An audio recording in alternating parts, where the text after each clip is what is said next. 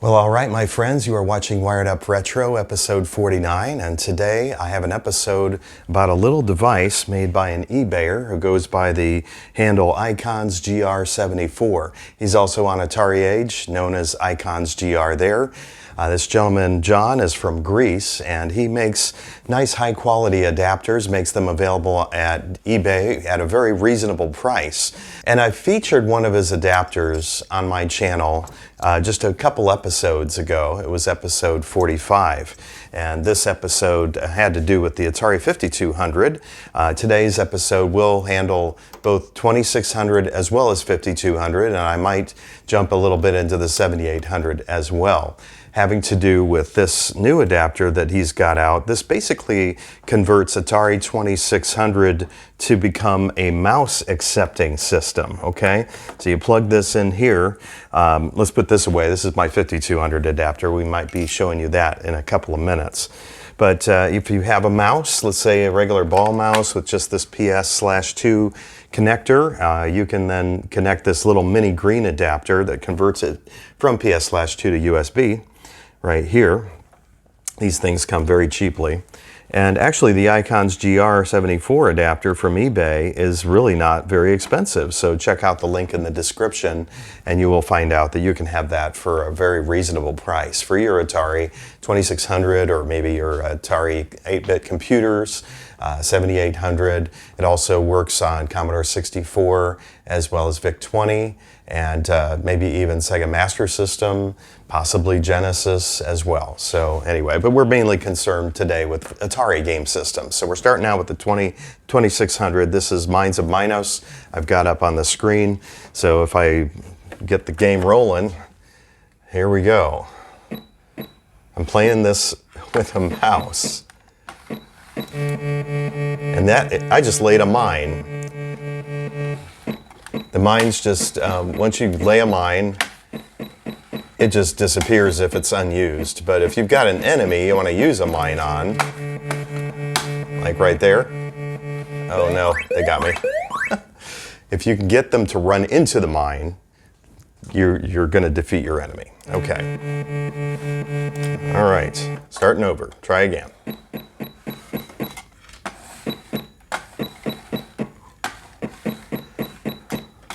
Now this is, he always goes the same speed, you'll notice. This mouse is not really an analog device. You know, if you were using this trackball, which by the way I was using in Wired Up Retro episode number, I believe it was 39, this would actually allow a little bit of analog aspect because it's kind of designed to go slow when you roll the ball slow and go a little faster when you roll it faster, which is kind of a neat feature about that. That particular trackball, that's called the CX22 model trackball for the Atari computers and Atari 2600. Anyways,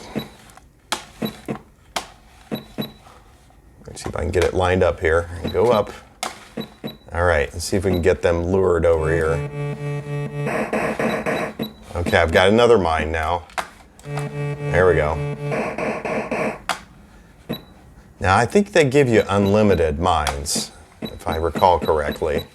I'm going to try to go through that gap right there. Oh, get over here. Different. Now what is this orange thing? Is that a mine? Ah, yes.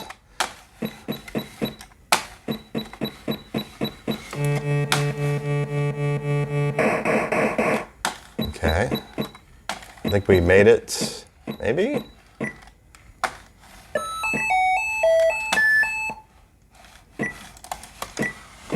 Oh, no. Oh. Oh, man. You can't lay mines in the blue, apparently. All right. And that's it. That's my game. I'm going to have to keep trying that one. That looks like an interesting game. It was made by this company, Commodore, and they made, I don't know, 10, 12 games, or maybe, I don't know, 9. This is game number 9. It says it on the cartridge. All right, so anyways, so this enables you to have nice compatibility with ball mice that are this type with the PS2 connector. Many of these mice will work that you find at thrift stores or just online on the eBay or places like that, Amazon. But these mice are really no longer the favored mice. The favored mice are laser mice. And so I have managed to find one particular laser mice, I'm showing it right now, that will work with this adapter. And I know Ikonsgr has mentioned to me that there are at least 2 or 3 others that have laser that will work as well. And I'll show some of those up on the screen as well.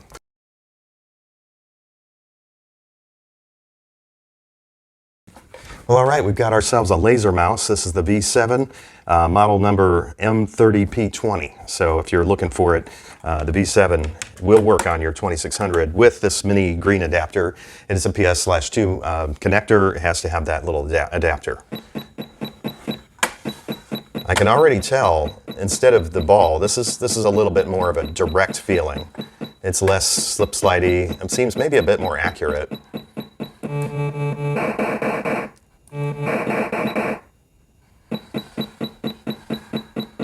Oh, I went to the wrong place.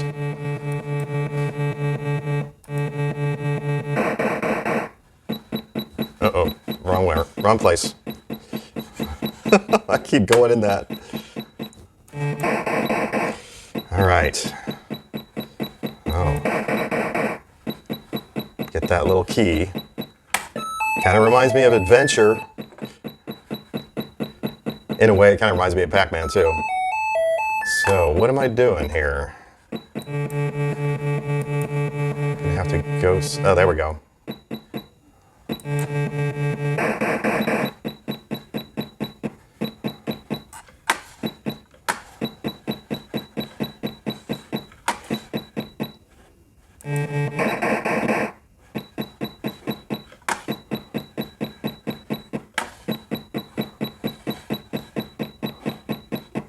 Ah, there we go. Huh. Oh, I see it. Okay.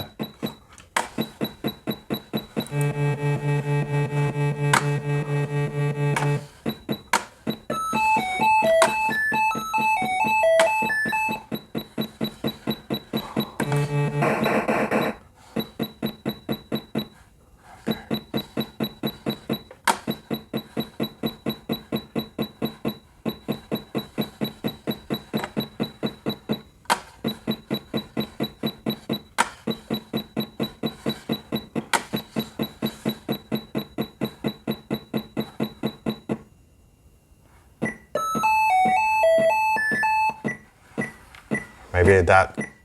Oh no. What is this? New enemies. Press the button. He can't seem to get out. So, all right, so that apparently ends up the game.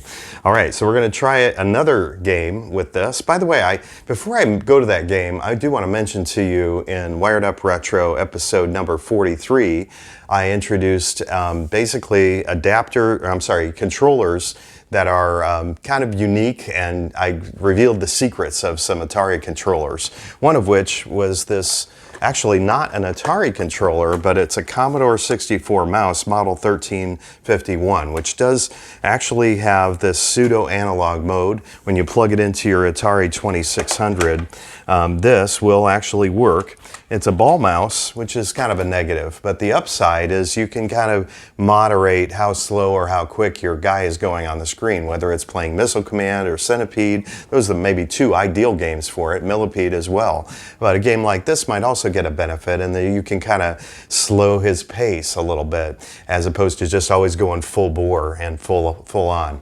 So anyways, it is a nice mouse. Unfortunately, it's extremely rare. And when you can find it, oftentimes you're going to spend quite a bit of money to obtain it. So that's the downside. The good news here about this adapter is that you can actually get it for really a reasonable cost. And they're available plentifully, so you don't have to worry about it being rare. And at least for right now, here in the year 2020, you can easily obtain one and just grab certain mice and it's going to be fully working. And these mice won't cost you an arm and a leg. Something like this might be about, I don't know, 10 bucks online, 15 at most. You can also use some trackballs. So for our next game, I'm going to connect a working trackball, and then we're going to discuss how you know whether your mouse works. Maybe it is or isn't compatible. So we're going to check into that and discuss that. All right, so I got Cosmic Swarm up on the screen, and I've got these Logitech marble mice. There's two versions. There's this one, the gray one with black. It comes with a USB connector. I got this working on the 5200 with the method I'm going to show you in a couple of minutes. And I also got this one working on the 5200, but when it comes to the 2600, only this one will work. And this is the one which, again, requires the mini green adapter because it's a PS/2 device. For some reason on the 2600, this USB Logitech trackball doesn't work. So be aware of that. All right, here we go.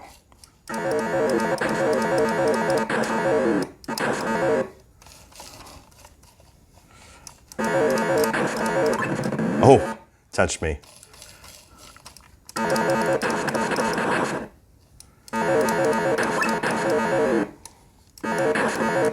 This is actually a really good mouse game.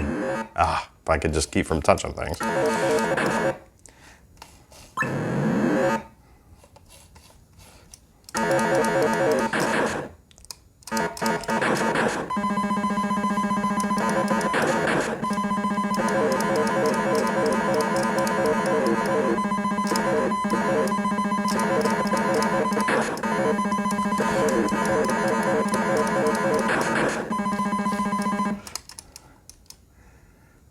Okay, I guess that was it.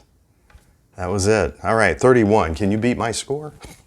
Anyway, you can use these trackballs. There's a variety of different ones that come and are compatible with this particular adapter. They all have to be sort of innately PS/2 compatible in order to work, so be aware of that. If you've got a trackball at home that doesn't specifically say on it that it is PS/2 compatible, chances are just bet on it not working. But there are a few that don't say it that actually are compatible. So same with the mice. I've found that V7 mouse didn't say anything about being PS/2 compatible, but it is.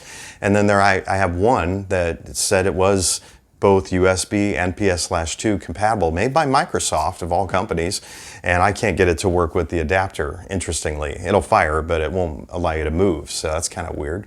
But yeah, I mean, if you find the right mouse, you're going to be in luck. So by all means, check out the description below, and you will find out a list of ones that I know for sure work, whether they be USB mice or PS/2 mice, or they be USB trackballs or PS/2 trackballs. I've got a list. I've even got an interesting controller here in my pocket I'll pull out. And this is, it's called the Pro Point, and it does come with the PS/2. So I'm going to play a little Centipede with this. Okay, let's give Centipede a try with the Pro Point. I think it's best to use it with two hands. It's pretty sensitive. It's basically a D-pad control, and it's so sensitive.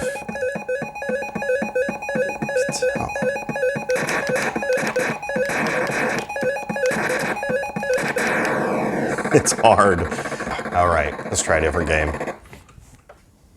Okay, so we got Off the Wall, and this time we're going to try the Kensington Orbit model number 64226 trackball. It doesn't take much to move him pretty fast, so that's the good news. But you have to be so exact.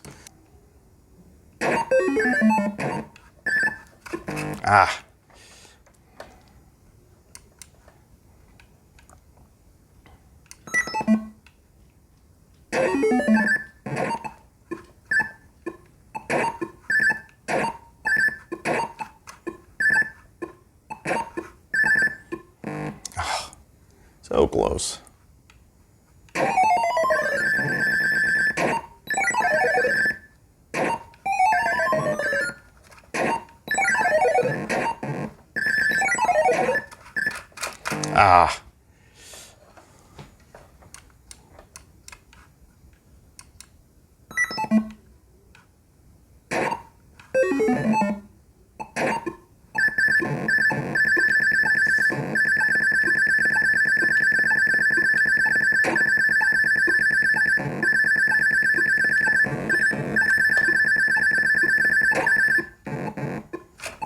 All right, let's try maybe the Atari 7800 next, and we'll see what we come up with.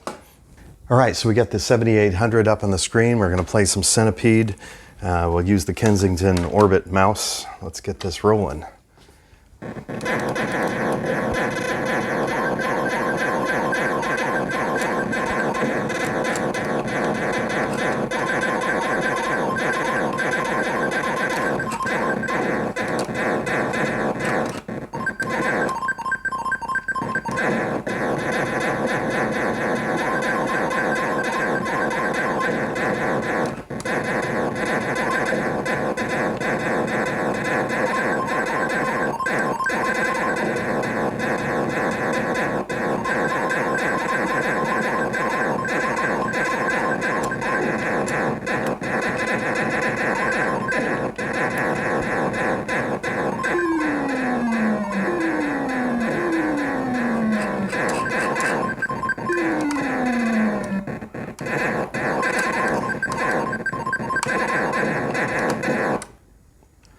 So let's say we wanted to play this game with something a little bit bigger.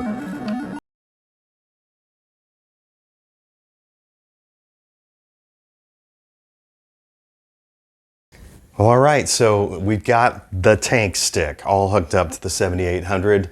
We're going to continue our gameplay. By the way, I've got this hooked in through a plugged-in device called a Aten KVM, which basically converts PS/2 to USB and vice versa. It's a very versatile device. It's also kind of expensive. I think I spent around $50 for this a number of months back. I bought it for an episode I was doing on Wired Up Retro for an idea I had that had to do with the Atari Jaguar and using this trackball and other types of devices on the Atari Jaguar.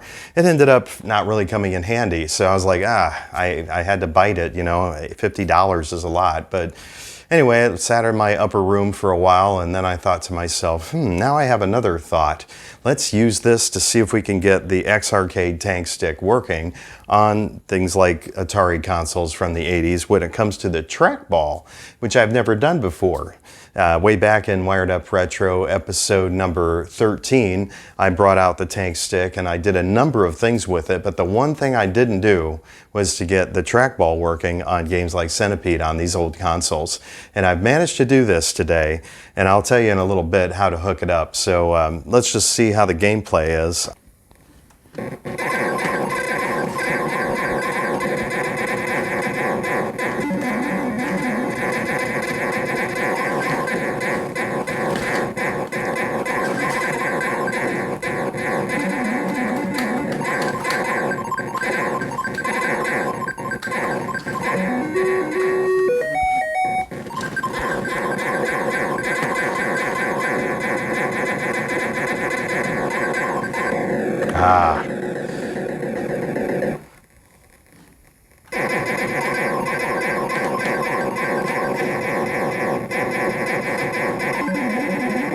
Oh.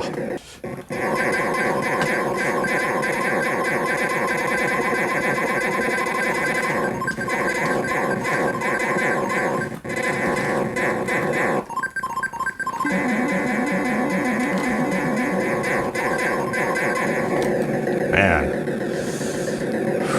All right. So it works. Imagine that. Okay, here's how I hooked it up. So I used Ikon's adapter for the mice, and I used the mini PS2 to USB adapter, and then I plugged this, which comes out of the KVM, into the mini adapter. The PS2 connector goes in there. Then I took this. This has a mouse connector that's a USB. I took that and plugged it into here. This also does have a PS2 connector. I didn't use that, although it seems that I should be able to. I tried it, it didn't work, but you can hook up that USB plug, which is PS/2 compatible apparently, and everything gets working. So on a 7800 game like this, it's pretty incredible. And I also got this working on Atari 5200. It'll also work on the 2600 through this same method. So let's move on to the 5200. By the way, if you're going to be playing any of the 2-button 7800 games with this, you're only going to get one button access. So just letting you know, I did try the Seagull78 adapter made by Aten, thinking, well, maybe if I put that in there, we'll get the 2-button games working with this. And the 7800 just doesn't allow for that. Now on the 5200 though, I have good news. We've got some 2-button game compatibility. So good news there for you 5200 fans. All right, let's move over to the 5200 and see what we got. All right, we got Gyrus up on the screen with the Atari 5200 plugged in. We've got this Ikonsgr adapter that I showed in Wired Up Retro number 45. This is a 5200 adapter that lets you use Genesis 2-button controllers for the 2-button games, and also Atari 2600 controllers work with it as well. So it basically is like a Master Play clone. If you're a 5200 fan, you know what I'm talking about. Now this second adapter is the one I'm featuring in today's episode. Again, made by Ikonsgr74 of eBay. This one again, USB to a 9-pin Atari connector. And then you've got the little mini green adapter I've talked about, and the Aten KVM, which if you add all this stuff together, including the Tankstick, I don't think you can call Gyrus the poor man's Tempest anymore. This is probably the rich man's Tempest at this point. So definitely took a bit of money to get all this set up. So let's have some fun playing Gyrus.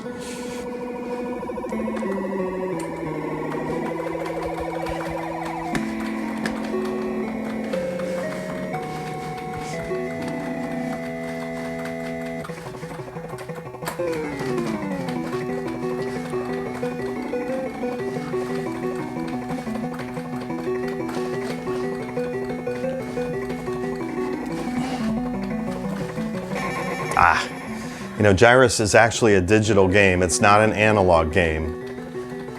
So the 5200 games that will work with this mouse adapter or trackball adapter are only the digital games, okay?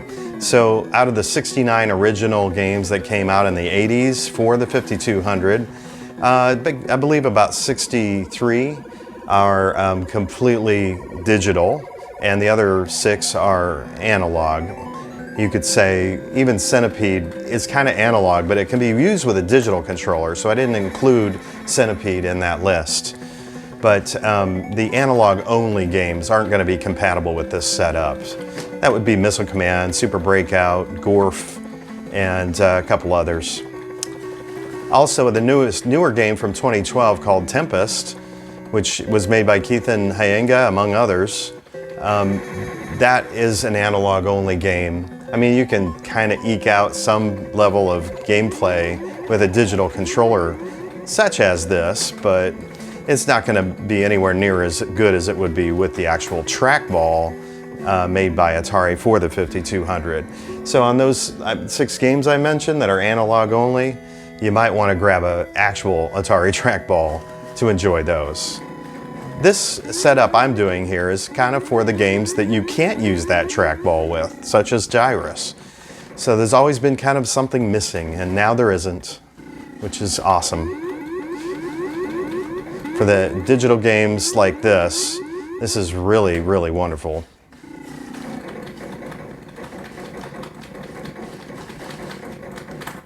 All right, moving on.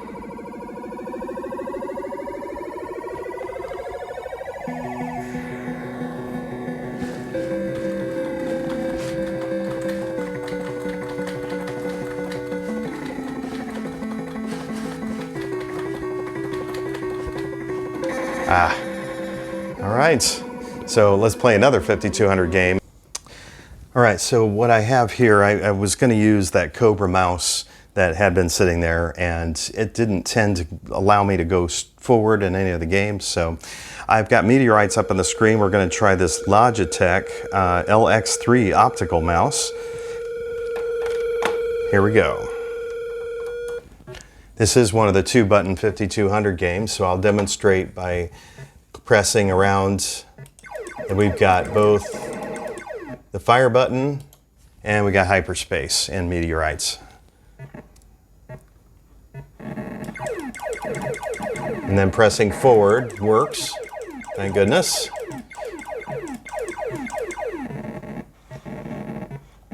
All right, there we go.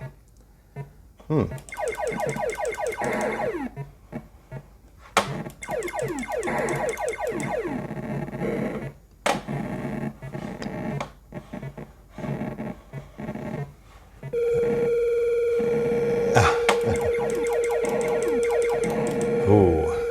you get moving, it's hard to turn and stop.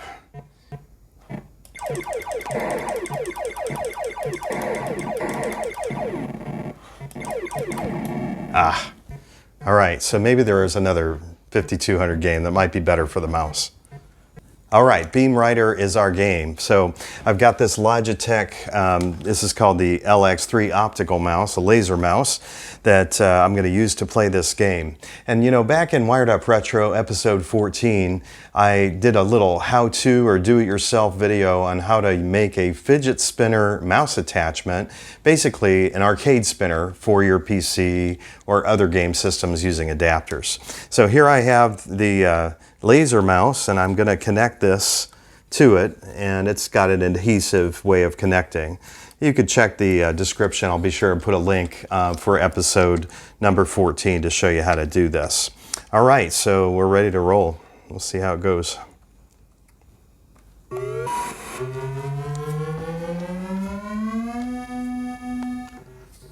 All right.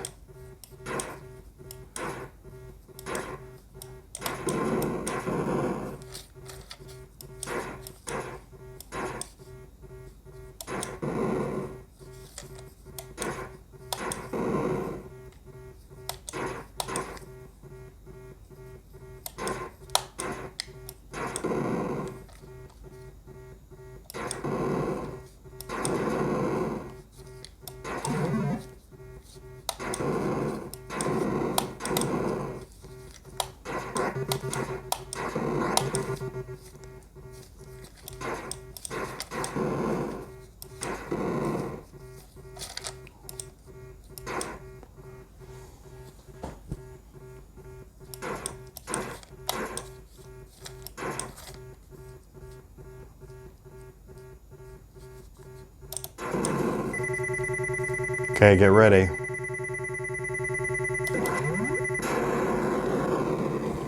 All right, I've got another interesting thing to show you. So here we go.